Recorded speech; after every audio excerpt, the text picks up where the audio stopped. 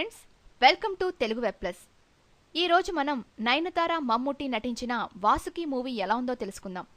నయనతార ప్రధాన పాత్రలో నటించిన మలయాళ చిత్రం పుతియ నియమం. గతేడాది మలయాళంలో విడుదలైన ఈ సినిమాకు కేరళలో మంచి ఆదరణ లభించింది. ఇప్పుడు అదే సినిమాను వాసుకి పేరుతో తెలుగులో అనువదించారు. శుక్రవారం ప్రేక్షకుల ముందుకు వచ్చిన ఈ సినిమా ఎలా ఉందో సమీక్షలోకి వెళ్లి తెలుసుకుందాం.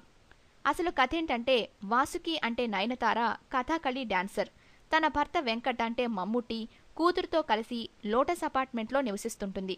వెంకట్ ఓ ఛానల్లో సినిమా వార్తలు చదువుతూనే మరోపక్క లాయర్గా విధులు నిర్వర్తిస్తుంటాడు. అయితే వాసుకిని అదే అపార్ట్మెంట్లో ఉండే ఇద్దరు కుర్రాళ్లు, బట్టలు ఇస్త్రీ చేసేవాడు కలిసి రేప్ చేస్తారు. ఈ విషయాన్ని తన భర్తకు చెప్పలేక తనలో తను కుంగిపోతుంది. ఈ క్రమంలో పోలీస్ ఆఫీసర్ దీపిక అంటే షీలు అబ్రహం సహాయం తీసుకోవాలనుకుంటుంది. దీపిక వాసుకిల మధ్య సంభాషణలు మొత్తం ఫోన్ ద్వారానే జరుగుతాయి. తనపై అత్యాచారం చేసిన ఆ ముగ్గురిని తనే చంపాలని వాసుకి నిర్ణయించుకుంటుంది. దీనికి దీపిక సహాయం కోరుతుంది. దానికి అంగీకరించిన దీపిక ఈ ఆపరేషన్ పూర్తయిన తరువాత భవిష్యత్తులో ఇకపై మనం ఒకరికొకరు తెలియనట్లుగానే ప్రవర్తించాలని చెబుతుంది. మరి వాసుకి ఆ ముగ్గురిని అనుకున్నట్లుగానే అంతమొందించిందా? ఈ విషయం వాసుకి భర్తకు తెలుస్తుందా? ఒకవేళ తెలిస్తే అతడు ఎలా రియాక్ట్ అయ్యాడు? వాసుకి దీపిక ఎందుకు సహాయం చేయాలనుకుంటుంది అనే విషయాలు తెలియాలంటే సినిమా చూడాల్సిందే. సినిమా ఎలా ఉందంటే, ఒక గృహిణిని తనకు తెలిసిన వ్యక్తులే రేప్ చేస్తే ఆ విషయం ఎవరికీ చెప్పుకోలేక చనిపోదామనుకునే పరిస్థితుల్లో ఆమె జీవితం ఎలాంటి మలుపులు తీసుకుందనే పాయింట్తో దర్శకుడు కథను సిద్ధం చేసుకున్నారు. సినిమాలో పాటలు, కామెడీ వంటి వాటికి చోటు ఇవ్వకుండా జాగ్రత్తలు తీసుకున్నారు. అయితే కథను ఆయన నడిపించిన తీరు మాత్రం విసుగు పుట్టిస్తుంది. సినిమా మొదటి భాగం పూర్తయ్యే వరకు కూడా అసలు కథలోకి వెళ్లలేదు.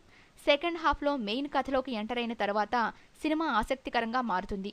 తనను రేప్ చేసిన ముగ్గురిని ఒక్కొక్కరిగా వాసుకి ఎలా చంపిందనే విషయాలను చాలా స్పష్టంగా చూపించడం కాస్త విసుగు పుట్టిస్తుంది. పతాక సన్నివేశాలు ప్రేక్షకులను ఆకట్టుకుంటాయి.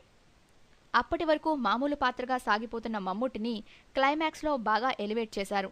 భార్య సంతోషం కోసం ఏదైనా చేయగల మనస్తత్వం కలిగిన వ్యక్తి పాత్రలో మమ్ముట్టి ఒదిగిపోయాడు. ఇక వాసుకి పాత్రకు నయనతార పూర్తి న్యాయం చేసిందనే చెప్పాలి. చీరకట్టులో సింపుల్గా, చాలా అందంగా, పద్ధతిగా కనిపించింది. తనదైన నటనతో ఆడియన్స్ను కట్టిపడేసింది. షీలు అబ్రహాం, రచన తమ పాత్రల పరిధిలో బాగానే నటించారు.